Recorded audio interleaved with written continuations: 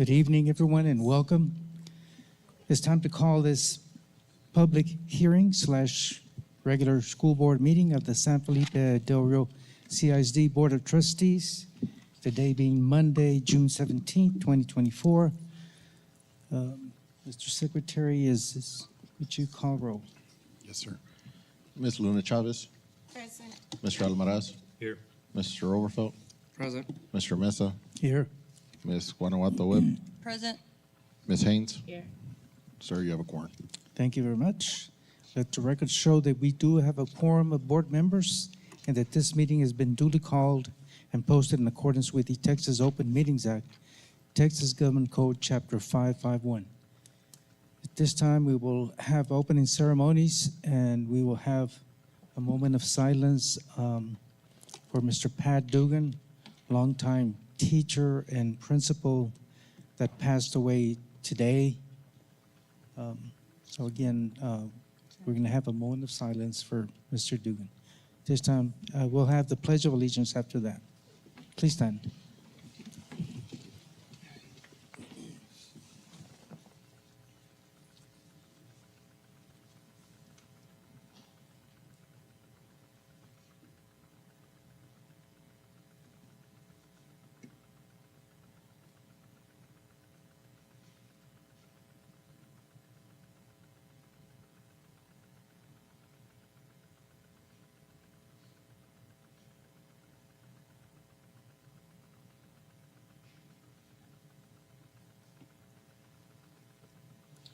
I pledge allegiance to the flag of the United States of America and to the republic for which it stands, one nation, under God, indivisible, with liberty and justice for all.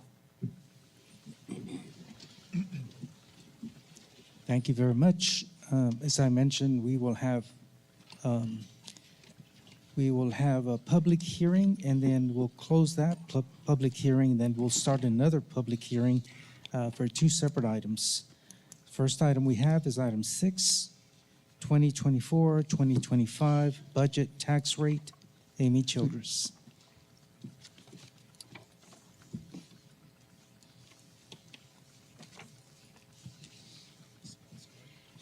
Good evening, President Mesa, Dr. Rios, and members of the board. This evening, we will be having our public hearing for the 2024-2025 proposed budget and tax rate. The items we will be covering will be our budget compliance, our budget projections, which consist of certified values and the attendance projections, and then our executive budget, which is comprised of our general fund budget, our food service budget, and our debt service budgets. So per the Texas Education Code, we are required for publication of notice of the proposed budget and tax rate meeting to be published in a local paper or in a county the nearest to Del Rio within 30 days is the earliest, or no later than 10 days prior to the meeting. So this notice was published in the Uvalde Leader News and the 8:30 Times on June 2nd. So one of the most important components of calculating the revenue for the general fund and the debt service fund is our property values. Again, tax code section 26.04 and CCG legal both state that the board may levy, assess, and collect annual ad valorem taxes for the maintenance of the district schools. For the 2024 preliminary values that were received in April, our freeze-adjusted taxable values are $2,777,154,048. This represents a 4.19% increase to the 2023 certified taxable values. The 2024 certified taxable values will be released by July 25th. With the current proposed tax rate of $1,509.00. The projected 2024-2025 M&O tax collections are $19,984,197, which equates to about $2,060.23 per student. Another important component when calculating our revenue is our attendance.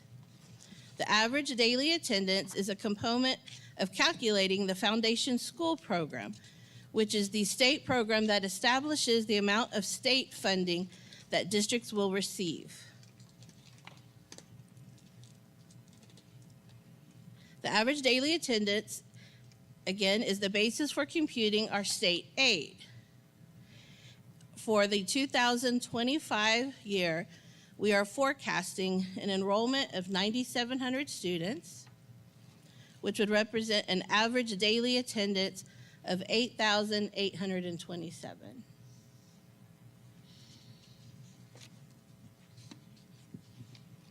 The general fund is the main operating fund of the school district.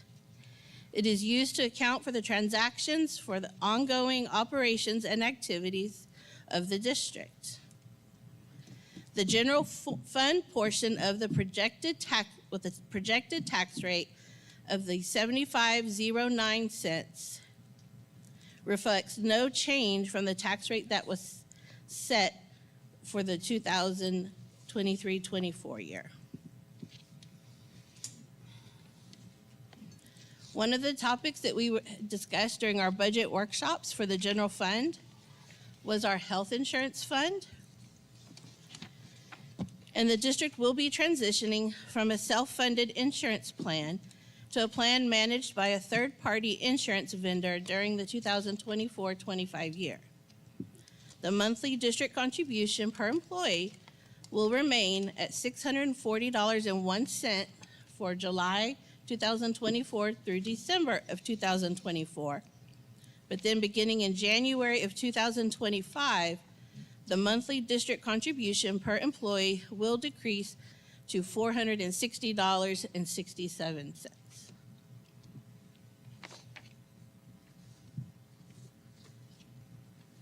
As part of our budget workshops that we've been having, we have been going over the interactive workbook.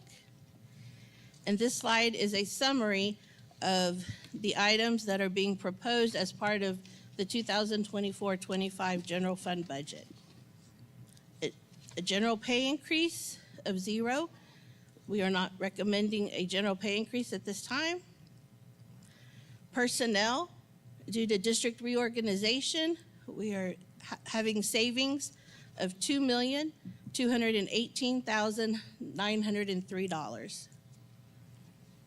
Due to the transition of our health insurance plan, we will be showing savings of $854,122.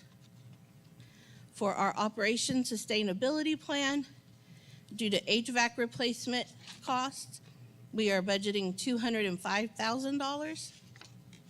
And for our technology sustainability plan, again for HVAC for our server room and our E-rate funding contribution, we are budgeting $75,000.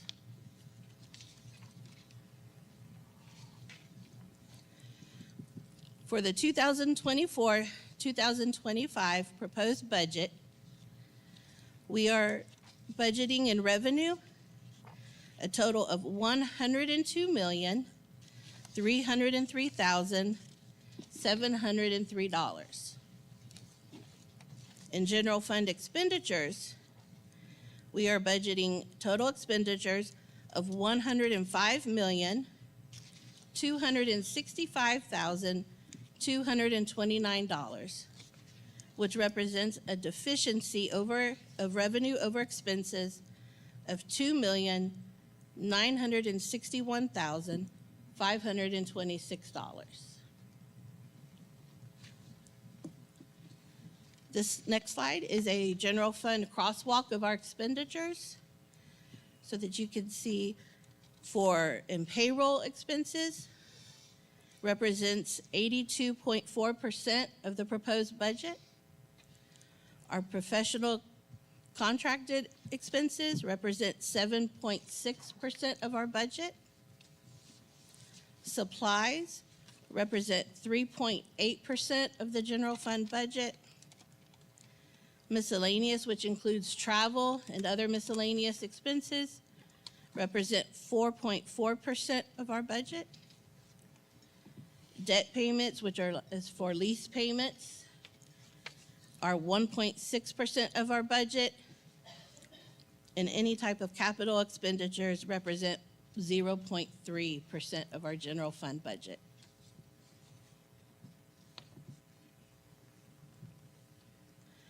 For the 2024-2025 food service budget,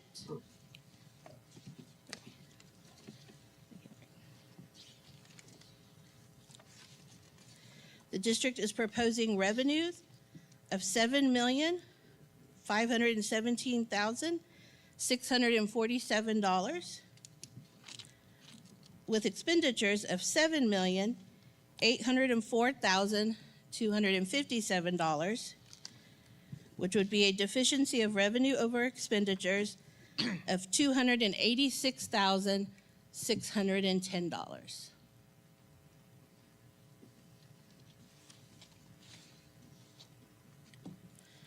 Our debt service fund, which is also referred to as the interest and sinking fund, is used to account for the payment of our long-term debt principal and interest. For the 2024-2025 year, the district has an opportunity for defeasance or early repayment of a portion of our outstanding debt if we maintain the debt service tax rate at 0.1877 cents. We would be paying an early repayment on our Series 2016 bonds, and it would represent a present value payments of $1,159,800, but the cost to the district would be $899,319, which would represent a net present value savings of $260,481 to the district.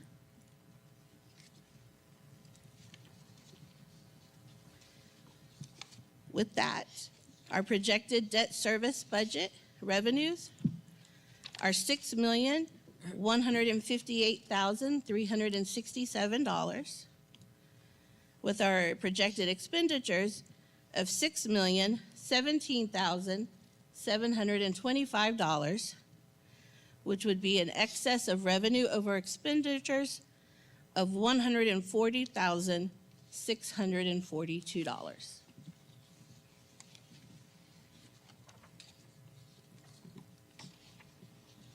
This last slide is all three of those executive budgets put together: the general fund, food service, and debt service.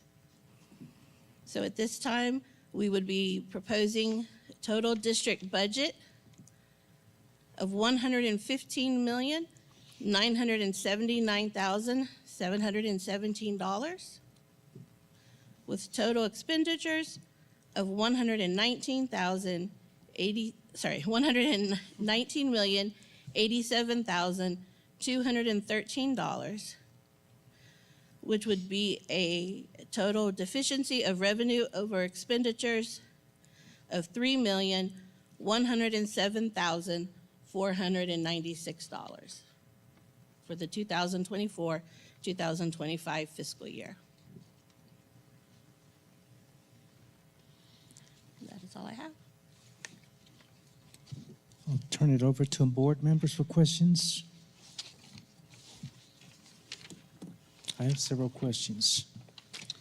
Amy, do we have a projection of kindergarten students coming in? Not at this time. And why are we, on the ADA, we have about 10,000 plus students? So the projected enrollment is always a lot higher than the ADA, but we calculate the ADA conservatively every year because it's a combination of the actual attendance rate that we have and the enrollment. And what we try to do is we try to replicate what we had during the previous year, which in this case, it would be this year. Now, our attendance did go up a little bit this year. So our ADA went up a little bit, and we expect the same for next year, so that we budgeted for what we experienced the previous year. Okay. Have we not done a 5-year projection as far as enrollment? We used to in the past. No, sir. We did when we hired the demographer a few years ago, but the projections that the demographer shared with us were not as conservative as what they actually turned out to be, which was a decreased enrollment. I believe that, and it could have been for COVID. I'm not saying that he didn't do his due diligence, but we have lost, I think, about 300 students. So what do we expect as far as kindergarten? We don't have any way of knowing. The only way we have knowing is the enrollment at Cardwell has been consistent for the last 2 years, so then we would expect that the enrollment rate would continue to be the same as it was last year in kinder. Well, I know for a fact that Head Start, word of mouth is a fantastic program. There's not too much shared for kinder. I think parents do their own enrollment because of they see how great it is and a lot of parent involvement, and there's so many different things that happen.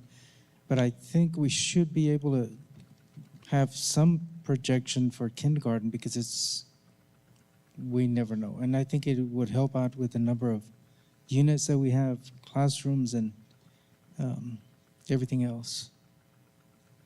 I'm just thinking of what else can be done to make sure that we zoom in on more accurate numbers. Found out that there's 43 states that get their funding by enrollment instead of ADA. Texas is one that does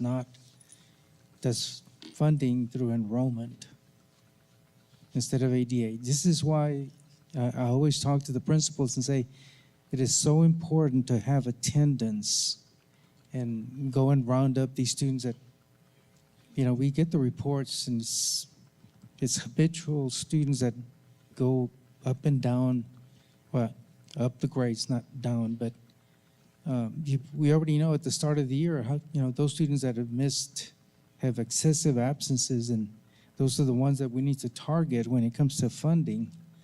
But there's many other ways, and through legislation, I know that we have constantly been trying to get our state elected officials to change the funding from ADA, average daily attendance, to enrollment funding. As I mentioned, 43 states do that. We don't do that. We don't get our fair share. So we continue advocating for that, and I hope that we can get a group of teachers and make a trip to Austin when the 89th legislative session starts, I believe, January 14th. But again, to advocate for more funding, because again, it's so important to have more additional monies. And I sit here and I look across to the audience, and we have few people here, but it's sad that we cannot provide, cost of living increase. Everything goes up. When we water our lawns and buy our groceries, and everything goes up. Inflation rate pretty much 8%. And we're not able to give a raise, and it's through my 37-year career with this district, there were 2 years that we couldn't do that. The district couldn't do that, and it's sad that we can't do that. I feel for everyone else. We're trying to do our best here, and it's unfortunate, but I remember, at the convocation saying that we're going to have a big fight, and we did with the voucher program, and as a result, the governor did not release any money. It's just hanging there. $6 billion earmarked for education. And I'm going to say what somebody said in our last conference: don't vote for people that are not friendly towards public education. And that means our governor as well. I mentioned that at the convocation, and it all came to fruition. No money because vouchers, which $8 million of the people that own the charter schools and private schools, $8 million is given to Governor Abbott for his campaign for re-election. So it's a payback. And you'll hear that rhetoric, when you read Texas Tribune and other magazines and newspapers. But it's sad that we cannot provide at least a cost of increase, and we're trying to do our best. So I'll leave it at that. Anyone else have a question for Amy?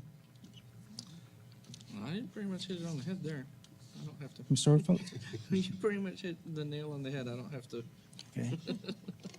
Okay. This time, we were adjourned our public hearing. Comments? No comments from anyone else? Public comments from, yes.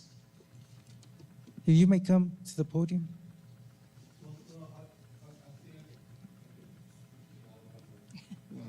Mike's. I'm sorry, sir. The cameras won't be able to get you for the people at home unless you come to the microphone. Could you identify yourself then?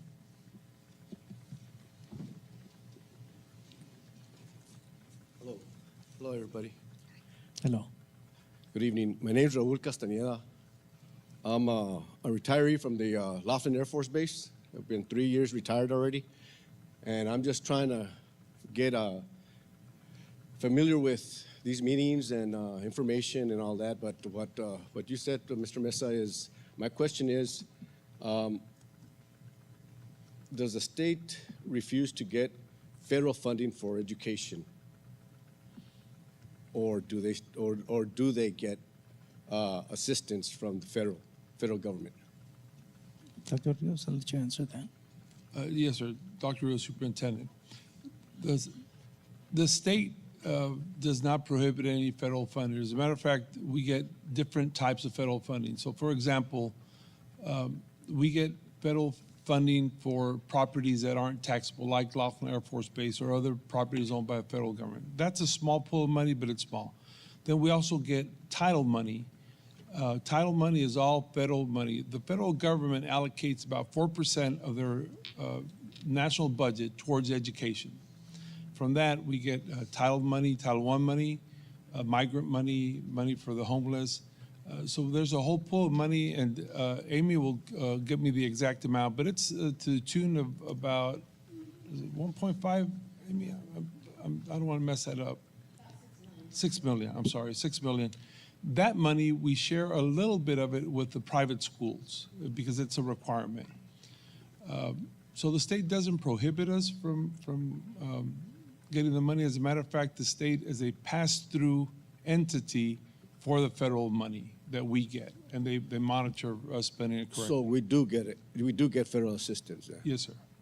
I was under the impression that the governor was hesitant to get monies from the federal government for whatever reasons. That's not correct then, right? No, that's not correct. Now, there is a fight coming between the state and the federal government related to Title IX, but that hasn't happened yet. They're just starting their arguments at this point. Okay. Are we going to talk about the gymnasium, or is that not part of the agenda here? The gymnasium that's supposed to be built here, no? No, sir, that is, Or remodeled, or? that's on the agenda for next Thursday's meeting, which Oh, is our okay. final amendments meeting. All righty. Thank you. Thank ladies you. and gentlemen. Appreciate it. Thank you, sir. Anyone else? Then we'll adjourn our public hearing and go on to another topic, which, again, will include a public hearing. It's the item D, under 6, optional flexible school day program. Laura Sandate.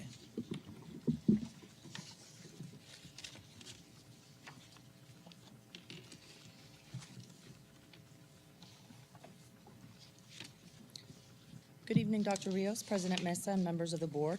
Tonight's public hearing is covering the optional flexible school day program. The optional flexible school day program allows for flexible attendance days and hours for students who are in danger of not graduating, have previously dropped out of school, and/or are failing core area subjects. This presentation will review a set of performance indicators that are required by the optional flexible school day program. These indicators include high school graduation rates, attendance, pathways to graduation measured by EOC performance, and also credits earned.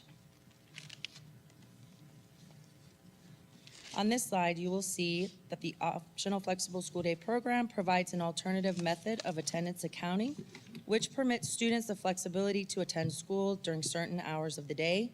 The total eligible minutes for this school year was 300,067,475 minutes, which translates to 1,521 days of present. As for credits earned, this year's group of students at Blended Academy earned a total of 937 credits in a non-traditional setting. The next slide will show the pathways to education, which is EOC performance. On this slide, you can see English 1. There was a dip in the amount of students that passed their English 1 EOC exam. The English 2 passing rate went up to 58%. Algebra 1 and U.S. history remained about the same, and there was a small dip in the amount of students that passed the biology EOC exam. The next slide is the graduation rate for this school year, 2023-2024. Blended Academy had a total of 96 graduates.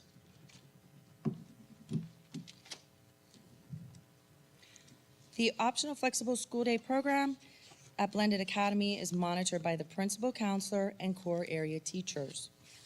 Each student plan is tailored to their specific needs and requirements for graduation.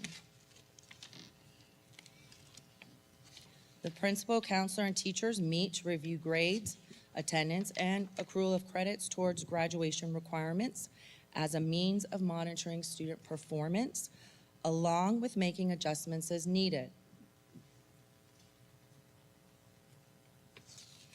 In accordance with Texas Education Code, San Felipe Del Rio CISD intends to renew the application for the optional flexible school day program for Blended Academy for the 2024-2025 school year. That's the end of the presentation for the public hearing. Are there any questions? Questions from board members? No question, just a comment. Okay, Ms. Orfeld. I think it's been a good thing since we rolled this out. The very first time we've seen our graduation rates increase overall when you combine Delaware High School, ECHS, and Blended. We had, 630-something walk, but the total number to graduate was 700 plus? 40. 740 or so? 43. So being able to do something like this allows students who normally would not be able to have that chance to graduate and be able to go in and graduate and have at least their high school diploma. So just want to say it's been a great thing and glad we're renewing it. Thank you, Mr. Orfeld. I just have one question. Was there a change in staffing with English 1? It's a drastic drop.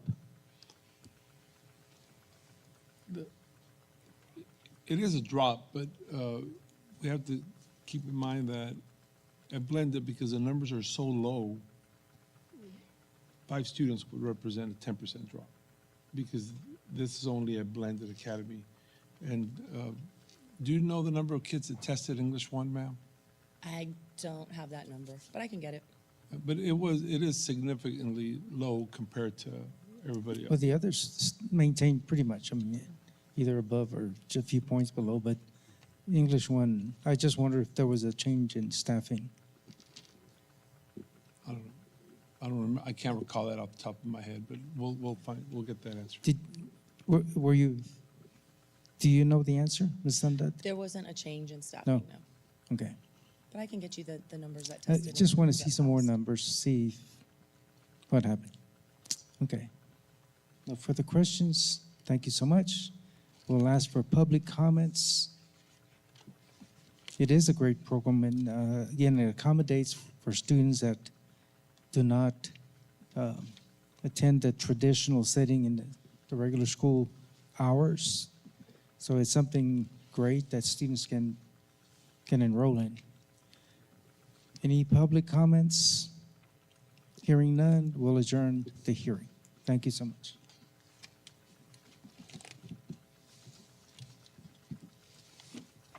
Okay, we'll go into our regular board meeting. First item we have is reports. Under 8, we have facilities and construction update. Mr. Hector Chapa.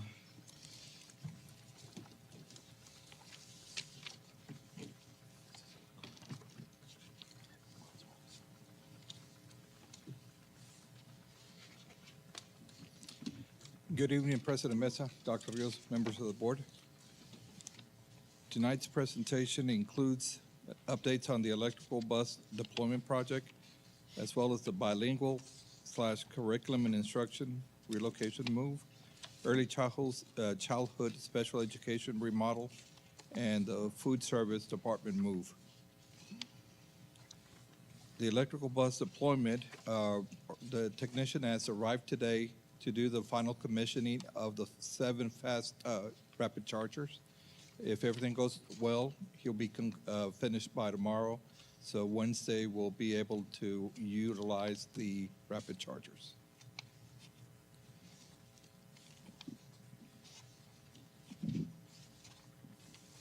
The bilingual curriculum and instruction relocation project. Maintenance staff has worked diligently for the past month and a couple weeks, and the project is completed, and it's ready to move in.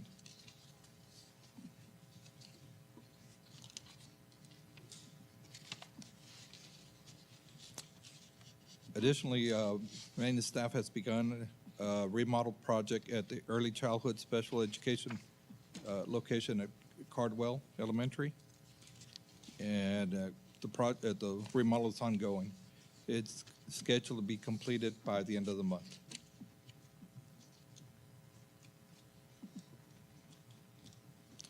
Additionally, the food service department will be relocated to the old Cardwell campus at the administration area.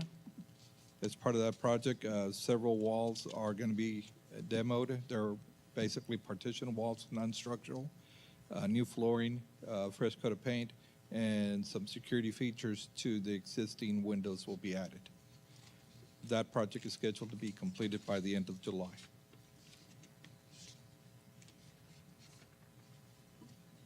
That concludes the ongoing projects. Questions, Dr. Rios? Can you go back, Mr. Chapa, to the one? The food service, they're going to make a presentation later today, but the idea is to move them to the old Cardwell building and then move Peems into the Raymond Haynes Annex, and that would get us entirely out of the portables. Once they're done with this project, then we can start talking about the maintenance department moving to Cardwell or Garfield. Right now, it looks like Cardwell would be the easier move. And then there would be two decisions. One, what do we do with the portables? They're not efficient, so do we want to give them away? Do we want to sell them? It's difficult to sell them because they have to be treated for asbestos, but giving them away would be a way to clear that property. And then the decision of what to do with the Austin building. We can put it up for sale. There had been some expressed interest from one of the nearby churches, and we told them that would be a possibility around the 24-25 school year. So it looks like that may come to pass, but very appreciative of the work that our maintenance department has been doing in trying to reduce the energy consumption and the number of buildings. So this is all part of that plan, and we hope to be close to its completion by the end of the summer. Okay.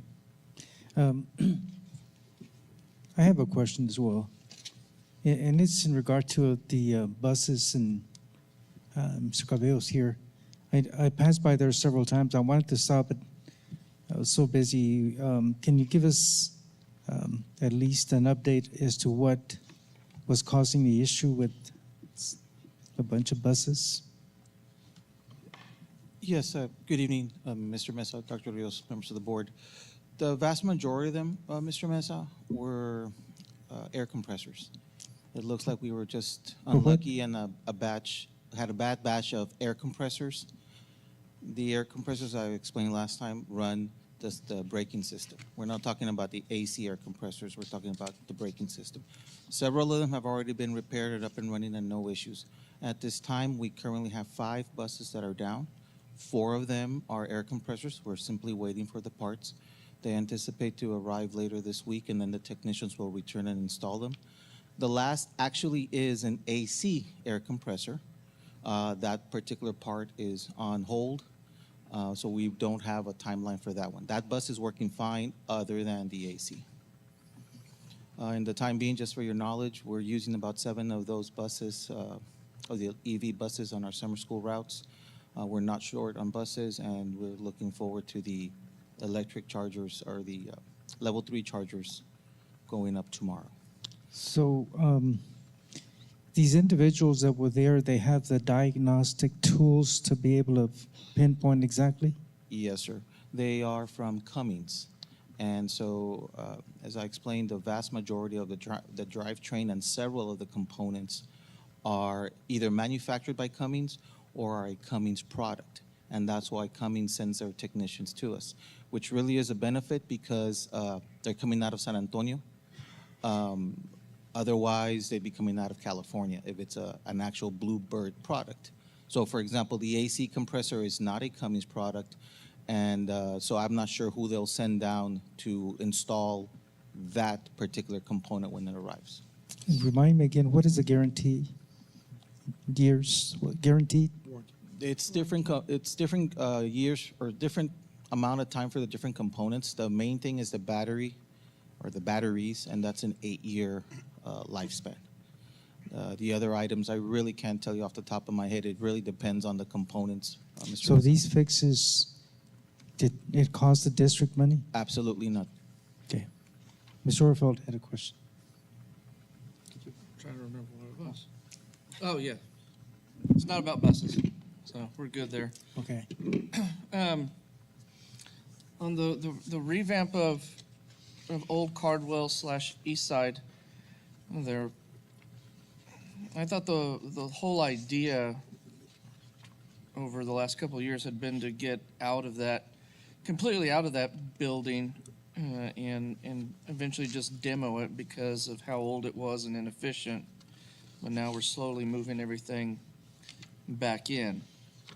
So just help me understand the logic or the savings in that when we were told we had to move the kids out because the building was bad.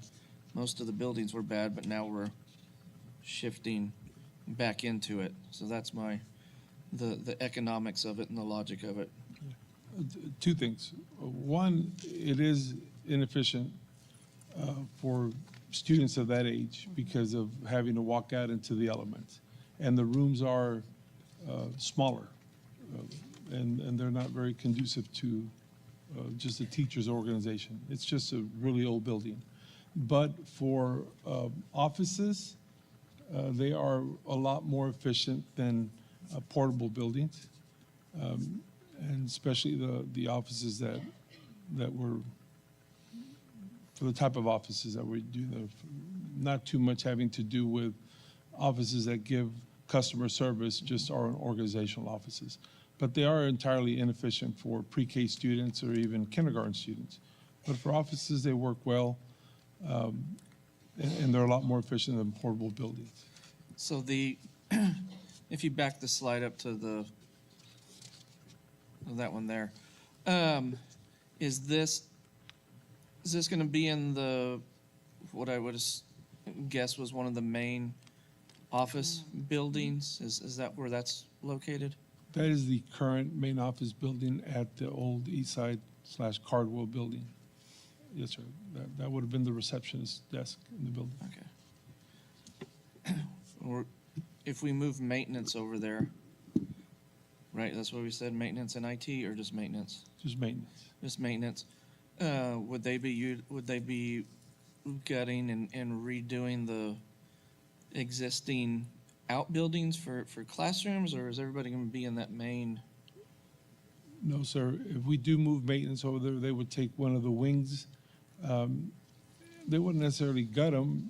They would just use the existing rooms as shops, Okay. and that would be it. Okay. And you said that one of the churches in the area was interested in possibly purchasing Austin if we Yes. vacate it? Yes. Okay, thank you. Thank you, Mr. Overfelt. Ms. Webb? Yes, sir. In answering Mr. Oberfeld's question, and thank you. As far as this area, that area was revised and rebuilt when Cardwell moved from the old Travis building that flooded into that area. That was remodeled by our district. So the offices that you see on the side, those were used by some of the secretaries and attendants that were part of the Head Start program. So that work was basically all done by our district. So the offices are pretty good. The classrooms are not, but that one is. And where we have the students, which is the old library and science labs and Ms. Dixon's old counseling office, those were also added afterwards. So those are in very good condition. So. Good deal. Thank you. Thank you. We go on to the maintenance department.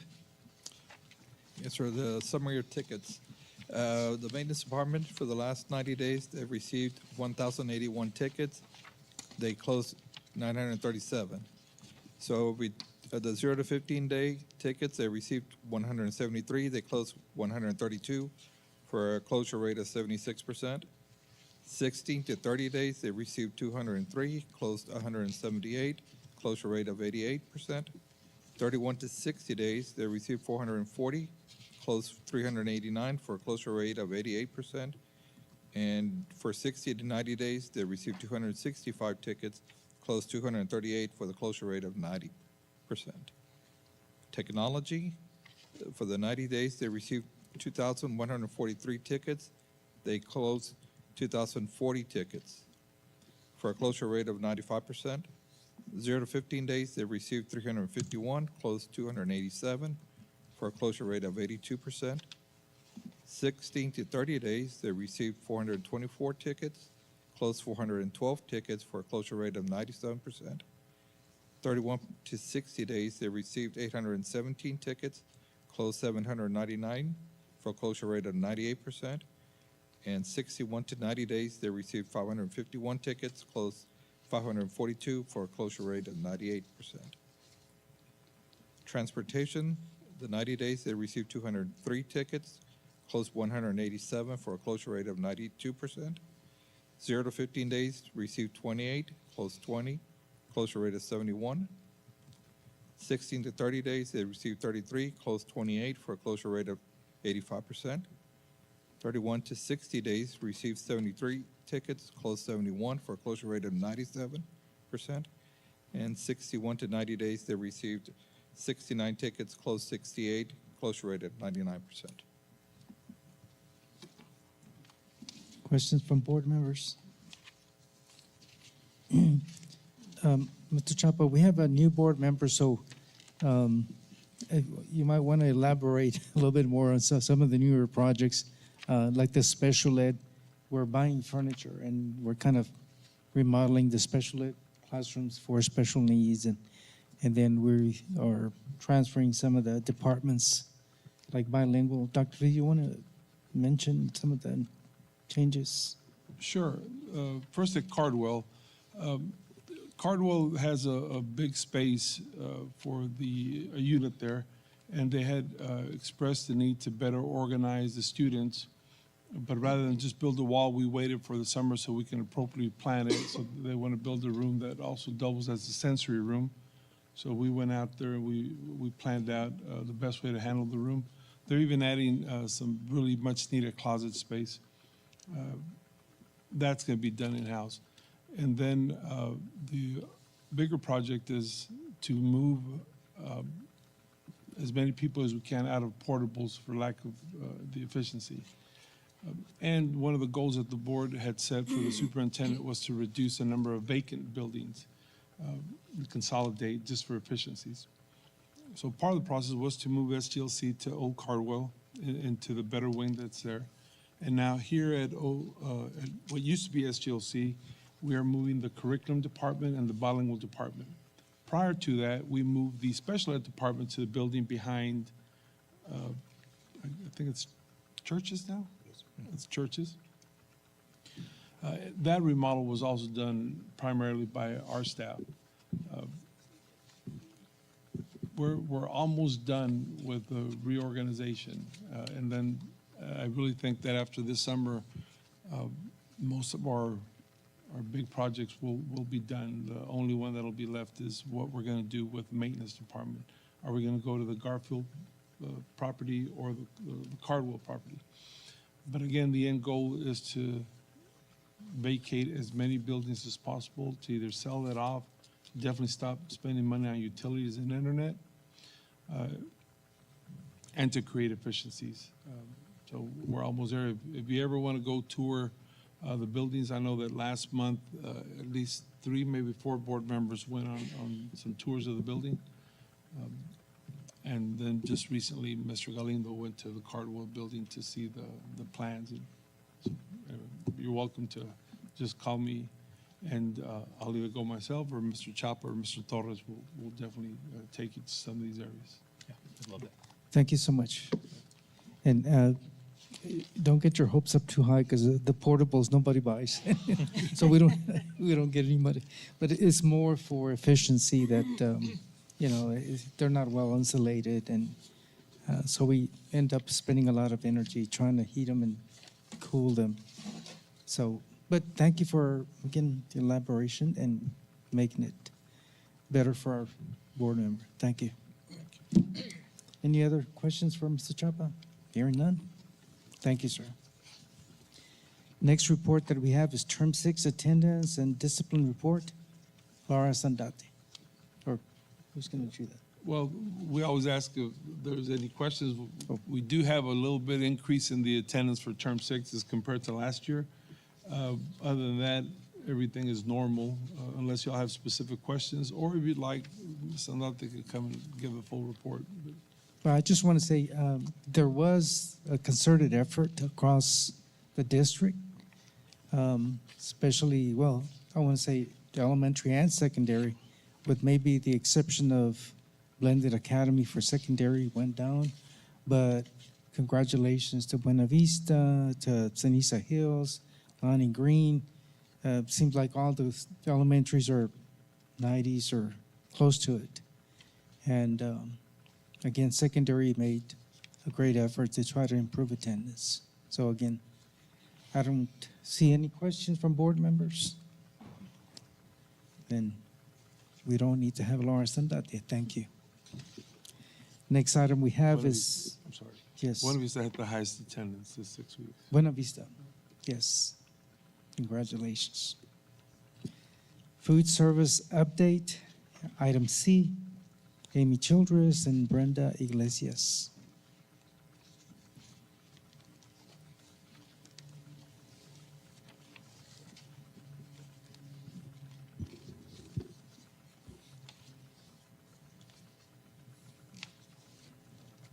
Good evening, President Mesa, Dr. Rios, and members of the board. This evening, we will be providing an update on our food service program, and I have our representatives from SFE, which is our food service management company. Ms. Brenda Iglesias is the general manager. Our chef is Mr. Houston Lindsay, and our nutritionist, Ms. Laura Gonzalez.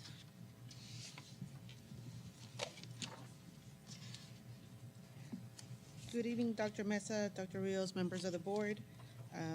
I'm Brenda Iglesias. I'm with SFE. I will show you what we did throughout the whole year with the students, with the staff, and some of our catering events. This year we started off with a brand new kitchen, a brand new campus. We had everything brand new. We were serving out of 2 lines for our K through 5th. And this is also our first year that we went CEP, meaning everybody got a free breakfast and a free lunch district-wide. Before, it was only K through 8, and now we were able to add the middle schools and the high school as well. We also started our dinner program, so they were getting breakfast, they were getting lunch, and we were also offering them dinner in case they were staying after school for tutoring or any events that they were having after school. Apart from those, we also do roving chefs with the students. Chef Houston goes with the kids and he does like little demos, little cooking stations for them. So they get their own mummy pizzas. Apart from that, we also do our farmers markets, meaning the kids get to taste different kinds of fruits and vegetables, not just the regular that we serve them every day. On this one, they were able to do gooey gooseberries and some blood oranges. We also do taste tests for the kids with different recipes. This one, they were trying the chicken mole. The chicken mole, it's not the usual that we usually make. This one was made with cocoa butter, some butter, and chili powder. We also hosted our SFE Flavor Fest. We invited different vendors that provide our product, and they were able to bring samples for the kids. We invited students from Daryl Middle, Daryl High School, and here's some of the pictures. We brought our mascot in, and the kids were able to taste a little bit of everything. These are some of the pictures of some of our events that we've had, catering for our principals or staff, board meetings. And right now, we are hosting our summer school program.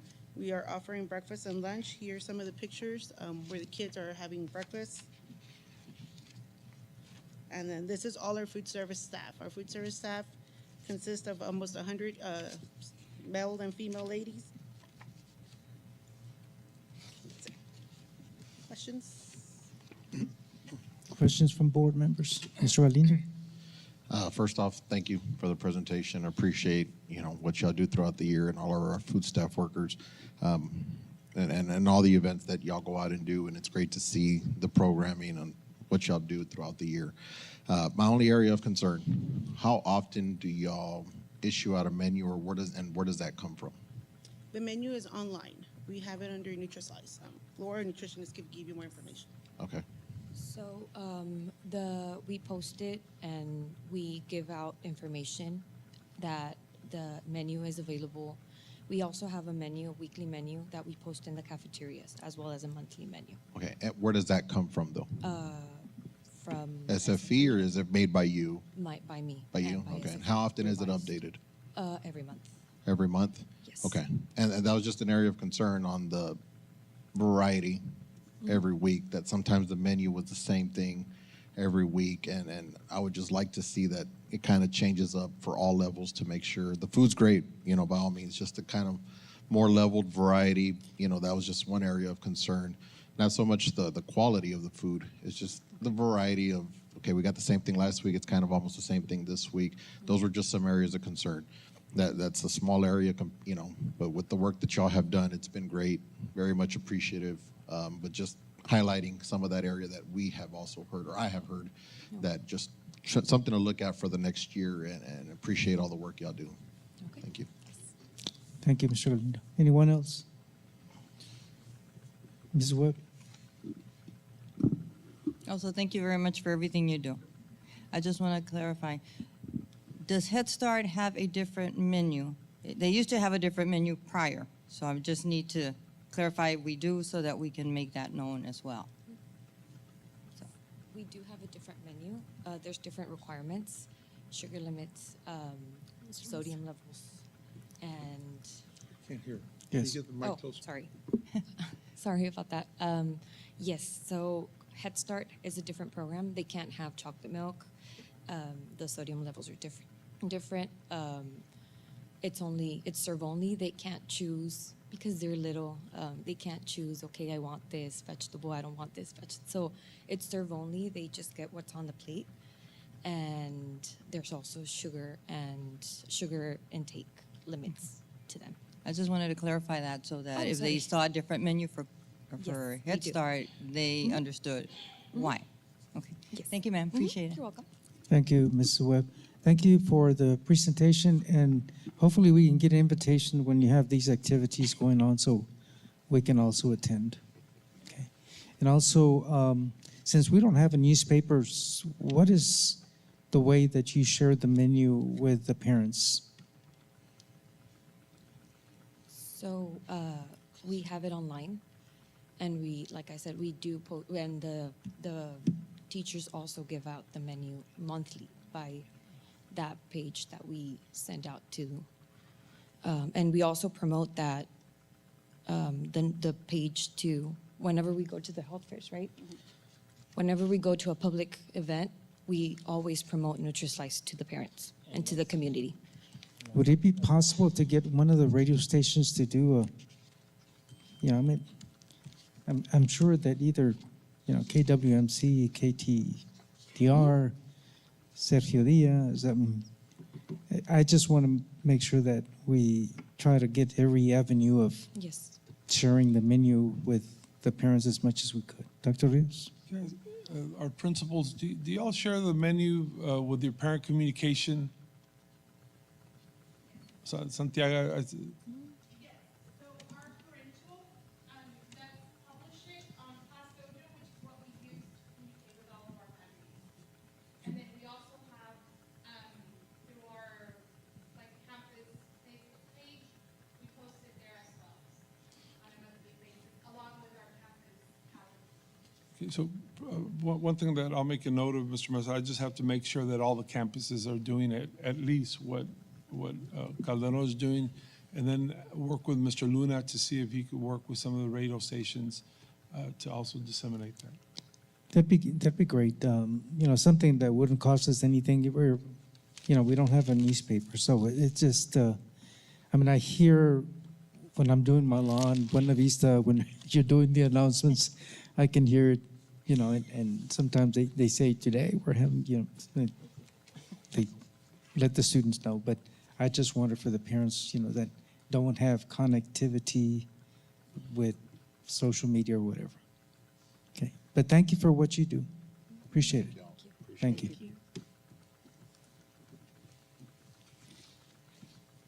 Okay, we're down to item 9, consent agenda. Again, one action will approve all items on the consent agenda. There are some minutes of some meetings. There's some purchase orders. There's some donations, and once again, we'll post the donations on social media. We want to thank every individual that made a donation towards a school or organization. Thank you, businesses, for providing, again, your donations, and we appreciate everything that is done to support our programs throughout the district. So again, I'll ask the board members if there's any item that needs to be pulled from the consent agenda before we act on it. Again, one action will approve all items on the consent agenda. Is there a question or is there an item that needs to be pulled out before we do take a vote? Again, there's some minutes of some meetings. If there's any corrections to be made, they can be done if you point those out. Any questions on the consent agenda? Okay. Hearing none, I will ask for a motion for the consent agenda to be approved. Motion made by Mr. Orfeld, seconded by Amy Haynes. All those in favor? Motion carries unanimously. Thank you very much. We're down to item 10, administration. First item that we have under 10 is item A, consideration for the board president to appoint the 2024-2025 Board Finance Committee. Dr. Rios. Yes, Mr. Mesa, the next three items, A, B, and C, are appointments by the board president to serve on various committees. I'll point out that there is one committee that we haven't included here, and that's the Safety Committee.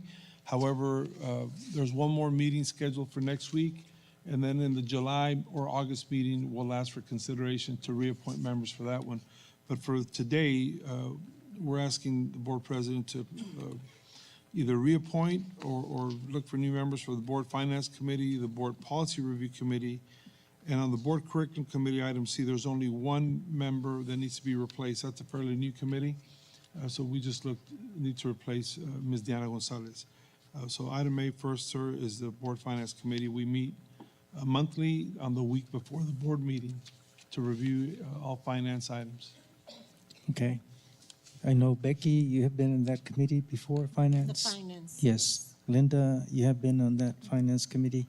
If you could continue serving on that committee, That'd Okay. be fine, yeah. Linda. And then, Mr. Galindo, you've been on that finance committee as well? Yes, sir. Yes. Okay. If we could have, again, Mrs. Chavez, Becky Chavez, Mr. Galindo, Linda Webb.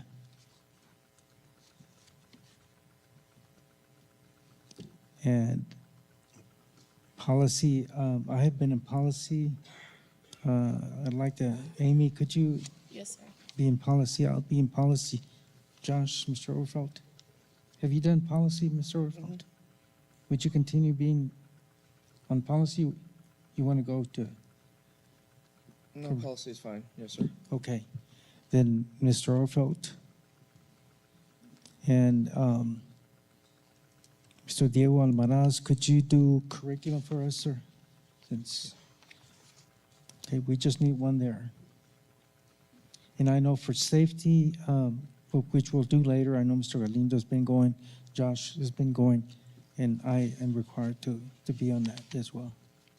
So we already have 3. We can't have 4. So, He had a question. yes, Mr. Galindo, No. you're okay? So do you have the names, Dr. Rios? Yes, sir. For item A, the members of the committee would be Ms. Becky Chavez, Mr. Emilio Galindo, and Mrs. Linda Guanajuato Webb. Yes. Motion? Yes. Okay, I'll ask for a motion. Mr. Orfeld, seconded by Amy Haynes. All those in favor? Motion carries unanimously. And then we go on to the next one, which is Board Policy Review Committee.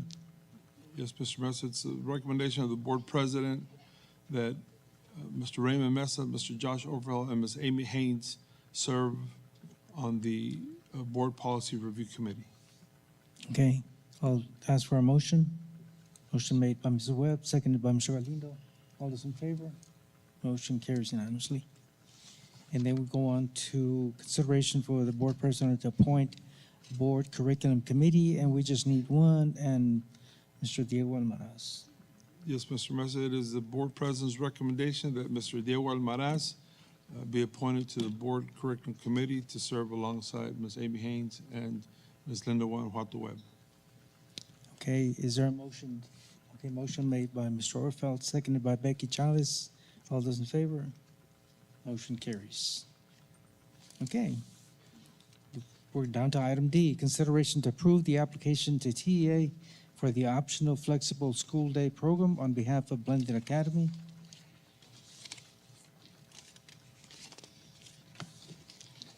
Good evening, Dr. Rios, President Mesa, and members of the board.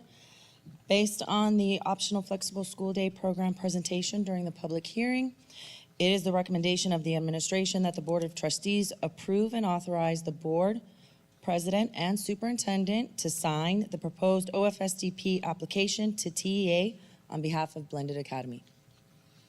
Thank you very much. You've heard the recommendation from administration. There's a motion by Amy Haynes, seconded by Mr. Galindo. All those in favor? Motion carries unanimously. Thank you very much. Down to item 11, curriculum and instruction. Consideration to approve submission of an application for the 2024-2025 ESSA Consolidated Federal E-Grant application for federal funding to appropriate headquarter authority as presented. You're not Ida Gomez. Ruby Adams. Good evening, Board President Mesa, Dr. Rios, and members of the board. This evening, I'm here to request approval for the submission of our 2024-2025 ESSA, Every Student Succeeds Act, Consolidated E-Grant application. The Every Student Succeeds Act is a U.S. law passed in December 2015 that governs the United States kinder through 12th grade public education policy. This law replaced the No Child Left Behind, also known as NCLB. Our annual ESSA application includes the following title programs with supplemental entitlements. We begin with Title I, Part A, improving the academic achievement of students in the amount of $3,564,344. Next, Title I, Part C, Migrant, $159,887. Next, Title I, Part D, Subpart 2, Prevention and Intervention Programs for Children and Youth who are neglected, delinquent, or at risk. The amount is $19,204. We continue with Title II, Part A, Support Effective Instruction, Preparing, Training, and Recruiting Highly Qualified Teachers and Principals in the amount of $506,910. Next, Title III, Part A, Immigrant Students, $17,024. Also, Title III, Part A is our LEP, Language Instruction for Limited English Proficient and Immigrant Students, in the amount of $201,582. And finally, our Title IV, Part A, Student Support and Academic Achievement with well-rounded education, effective use of technology, and safe and healthy schools in the amount of $252,930 for a total planning amount of $4,721,881. Does the board have any questions? Ruby, is this a continuance? Yes, sir. It is an annual grant application. Okay. Question from board members? Hearing none. You want to read the recommendation, please? Yes, sir. It is a recommendation of the administration that the Board of Trustees approve the submittal of the ESSA Consolidated Federal E-Grant application in the amount of $4,721,881 for the funding of federal programs to the appropriate headquarter authority for the 2024-2025 year as presented.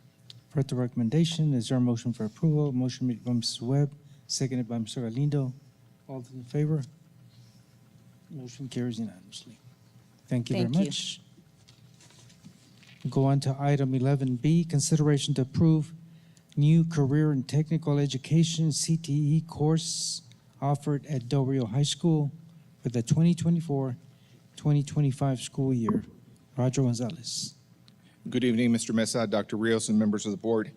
CT Administration is requesting to add the following course: Mill and Cabinet Making Technology to the Architecture and Construction Cluster due to changes in Southwest Texas Junior College course catalog. This dual credit course is required to meet the contact hours to earn a level 1 certificate from the college. So that's awesome that we're adding courses. Someone that can take an immediate job and open up a business, small business, is great. Question from board members? Yes. No, Ms. I'm Becky? sorry, I didn't hear, you said the word before cabinet? Cabinet, what was it? Mill and Cabinet Making Technology. Meal? Mill. Yes. Yes, Mr. Almaraz. Not really a question, just a comment. I went and I visited the CTE. Very, very impressed with everything that's going on there. And we spoke about this. Back when I was in school, I saw a lot of these things, happening there at the high school. Now we've got our own facility there, our own campus, where everything is done in-house. Some of the stuff that's done there by the students, very impressive. I mean, all the things, from the furniture, all those items that they work on there in-house. I mean, it really is impressive. And, just big kudos to you and the team there. 'Cause it really was enjoyable. Really was enjoyable. I've been telling a lot of people that don't know exactly what goes on there, exactly what goes on. And very impressive. Thank you, sir. Kudos. Thank you, Mr. Almaraz. Anyone else? If not, I have a yes, question, Becky. Just for my own sake, do citizens ever go and just call you and say, I would like to visit the CTE, just at random? Sometimes we do. It's usually done after hours, but yes, we do have lots of people that are inquiring about the CT Center. Thank you. Thank you, Becky. Now, for the questions, if you could read the recommendation, please. It is a recommendation of the administration that the Board of Trustees approve the new course available to Del Rio High School students as presented. For the recommendation, is there a motion for approval? Motion made by Mr. Galindo, seconded by Mr. Webb. All those in favor? Motion carries unanimously. Thank you very much. Thank you, sir. Go on to business and finance. First item we have under 13 is consideration to approve the renewal of the Food Service Management Company contract with Southwest Food Service Excellence, LLC. Amy Childress. Good evening, Mr. Mesa, Dr. Rios, and members of the board. This item is in reference to our renewing our contract with SFE, our current food service management contractors. The original contract was executed and approved by the board on June 20th of 2022. We are allowed 4 renewals, and this would be the second renewal for this current contract. Questions from board members? Amy, would you ask the food service, I forgot to ask him if there are any grants that they're applying for this year. I know we were able to get some serving cabinets and real nice things for the cafeteria that really improved the outlook for the serving lines. Yes. So maybe they can continue being Yes, sir. aggressive in pursuing grants.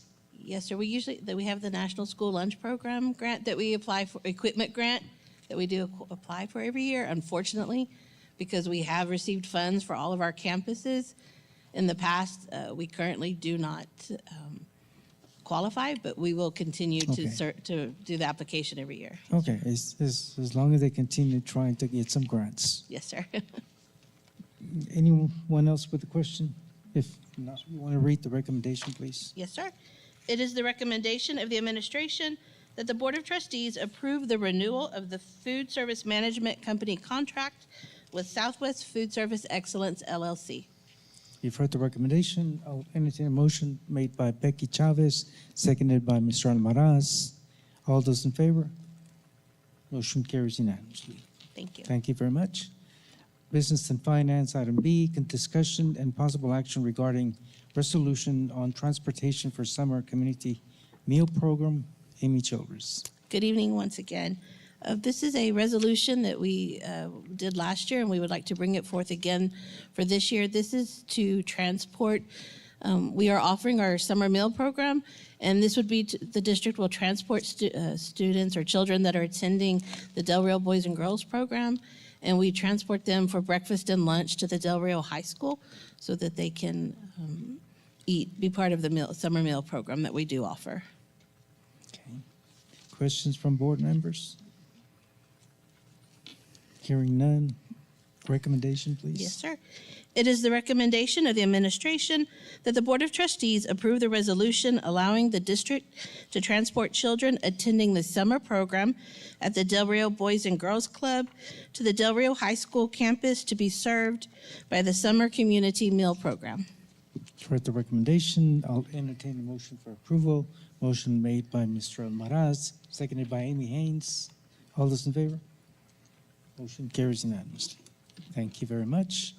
Item C, consideration approval of a resolution by the Board of Trustees of the San Felipe Del Rio Consolidated Independent School District providing for the defeasance and calling for redemption, certain currently outstanding obligations, authorizing the execution of an escrow agreement, delegating to certain district officials and staff the authority to effectuate matters herein resolved. Amy Childress. Good It's a long evening. statement. Good evening once again, President Mesa, Dr. Rios, and members of the board. This memo, this action would be to sign the resolution to do the defeasance for the 2016 bond series as part of our debt service budget. Okay. I know we had some prior information to this item being brought before. So any questions from board members? It'll be a cost savings. Hearing none. Recommendation. Yes, sir. It is the recommendation of the administration that the Board of Trustees approve the resolution by the Board of Trustees of the San Felipe Del Rio Consolidated Independent School District providing for the defeasance and calling for redemption certain currently outstanding obligations, authorizing the execution of an escrow agreement, delegating to certain district officials and staff the authority to effectuate matters herein resolved. You've heard the recommendation. I'll entertain a motion for approval. Motion made by Mrs. Webb, seconded by Mr. Orfeld. All those in favor? Motion carries unanimously. Thank you. Thank you. Item 13D, consideration to approve the 2024-2025 district compensation plans. Sandra Hernandez. This must be the 19th time that we do this, Sandra. Yes, sir. Good evening, President Mesa, Dr. Rios, and members of the board. This item tonight is the approval of the 2024-25 compensation plan. And what you have is a presentation of proposed revisions to the compensation plan in alignment with the reorganization plan that was presented earlier this month. And what it includes are general updates to the pay plans, schedules, stipends, benefits, and incentives. You also have in your packet, you were provided with a summary of changes in the compensation plan. Mr. Hernandez, can you do me a favor and press escape on and back out of that presentation? Sure. It's on there. Because I don't know if that messes with the dual feed. Thank you. Thank you, Mr. Orfeld. Questions for Sandra? Anyone? Mr. Orfeld? I don't have my packet, but what we're approving tonight is the pay scale, keeping the pay scale and everything the same as what it's been this year, correct? Going in, i.e., we're not giving a pay, we're not. There is no increase, sir. No increase, Correct. Right? I just want individuals to know, because we'll start getting calls after tonight, that, again, we're put into this situation there because of what happened in Austin. And absolutely would love to do cost of living or would like to have done something, but unfortunately, staring down a $6 million deficit, we weren't able to if the state funds us this coming legislative session, then by all means, I'm sure we will look at doing that for the next go-round there. But again, this was Austin and not us going in and doing that, or trying to be as fiscally responsible as we can in case the state doesn't go in and do, in the case the state doesn't go in and fund us there, because there may be districts that are giving pay raises and driving themselves much further into debt or with a deficit budget, and if they don't get funded, it will not be a pretty sight for those. So I can empathize with your frustration, employees, in not going and getting a raise this year. But if Austin makes us good, we will take care of you the next year. Thank you, Mr. Orfeld. I just want to make a statement as well. And we recently attended Texas Association of School Board Conference. It's called Summer Leadership Institute in San Antonio. I feel confident enough that we have board members that really strive to do their very best in providing all of the employees something. And we will look at everything that we have, including our next coming meeting. We have certified values. If anything changes for the betterment, we will try to provide something for the employees. Again, we'll ask Dr. Rios to look for something that we can do as, I want to call it a stipend or something that we can do to help out some way. So we're trying. I feel confident enough that all of the members on this board are willing to, again, provide something for our employees because, again, everything that is going on, but we'll try to find somewhere if we have some additional funding or find something somewhere that we can provide some help. With that being said, Sandra, you want to read the recommendation, please? Yes, sir. It is the recommendation of the administration that the Board of Trustees approve the proposed revisions and adoption of the 2024-2025 District Compensation Plan as presented. For the recommendation from administration, I'll entertain a motion for approval. Ms. Webb? I have a question, sir. Question. Yes. Sandra, in the compensation plan, are there new positions in there? Because I see something here that says new Director Curriculum and Instruction and new Human Resources. Are those new positions? Or Ma'am, they're part of the reorganization that I shared with you. You're right, the title is different because I had presented the title of executive coordinator, but the pay grade is the same as the director pay grade. So rather than make up other titles, we kept it the same. They're all going to be, I think it was pay grade 5, Sandra? Yes. Yeah, so it's just the verbiage that changed so that we wouldn't have to add more positions. I'm sorry, we should have advised y'all of that. I just wanted to clarify. Yeah. Okay, thank you. Sorry, Mr. Mesa. That's fine. So anyone else? If not, I'll entertain a motion for approval. Motion made by Mr. Orfeld, seconded by Becky Chavez. All those in favor? Motion carries unanimously. Thank you. Thank you. Item E, under item 13, consideration to approve the 2024-2025 district official budget. Amy Childers. Good evening, President Mesa, Dr. Rios, and members of the board. At this time, administration would like to ask for approval of the 2024-25 general fund, food service, and debt service budgets as presented during the public hearing. Any questions from board members? And you've heard the recommendation. Is there a motion for approval? Motion made by Mr. Galindo, seconded by Mrs. Webb. All those in favor? Motion carries unanimously. Thank you very much. Thank you. Okay, we're down to closed session. Again, we're going to closed session pursuant to Board Policy 551.074 and 551.071. The time is 7:27 p.m. If an action item is required for a vote, it will be taken upon reconvening into open session. We're now in closed session.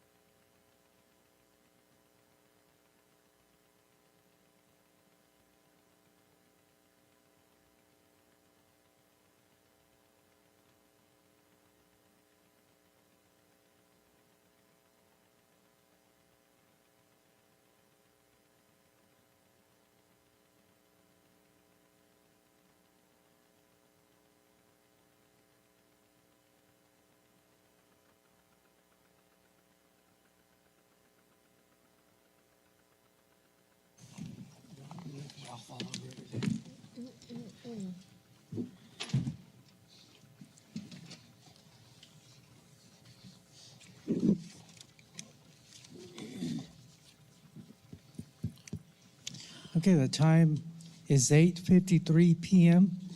We're reconvening into open session. We're down to item 18. No action was taken in executive. We're down to item 18A, consideration to approve the personnel report to include the following: new hires, district vacancies, retirements, resignations. Sandra Hernandez. Good evening, President Mesa, Dr. Rios, and members of the board. The recommendation of the administration of the Board of Trustees is to approve the resignations, vacancies, and new hires as follows. Alexandra Jo Monday for second grade teacher at Buena Vista Elementary. Ms. Diana Madrid Vidauri for science chemistry teacher at Early College High School. Zachary McDonald for the position of assistant band director at San Felipe Memorial Middle School. Eva Galvan for the position of Spanish teacher at Del Rio Freshman School. Ashley Johnson for the position of dance teacher at Del Rio High School. And Ms. Cynthia Diane Cavazos Ramirez for the position of counselor at Garfield Elementary School. Heard the recommendation. Is there a motion for approval? Motion made by Mr. Galindo, seconded by Amy Haynes. All those in favor? Motion carries unanimously. Thank Item 18B, discussion possible action to submit TEA applications for assistant principal certification waivers. Sandra Hernandez. Yes, sir. Good evening once again. It is the recommendation of the administration that the Board of Trustees approve the submission of TEA applications for assistant principal certification waivers for the 2024-2025 school year as discussed in closed session. Heard the recommendation. Is there a motion for approval? Motion made by Mr. Orfeld, seconded by Mr. Almaraz. All those in favor? Motion carries unanimously. Dr. Rios? So, Ms. Hernandez, just, can you reread the list of the candidates that we approved for hire? I want to make sure we didn't miss any. Yes, the approval of Alexandra Jo Monday for second grade teacher at Buena Vista Elementary School. Diana Madrid Vidauri for the position of science chemistry teacher at Early College High School. Zachary McDonald for the position of assistant band director at San Felipe Memorial Middle School. Eva Galvan for the position of Spanish teacher at Del Rio Freshman School. Ashley Johnson for the position of dance teacher at Del Rio High School. Cynthia Diane Cavazos Ramirez for the position of counselor at Garfield Elementary School. Thank you. Thank you. Okay. There being no other items on the agenda, is there a motion for adjournment? Motion made by Amy Haynes, seconded by Mr. Galindo. All those in favor? Motion carries. We are adjourned. Dr. Rios? Just a reminder, we'll have a meeting next Thursday at 6 p.m. Okay, meeting next Thursday, 6 p.m. Thank you and good night, everyone. Don't get a break, sir. Sir, I wonder if this was the district compensation. I didn't see it. What's that?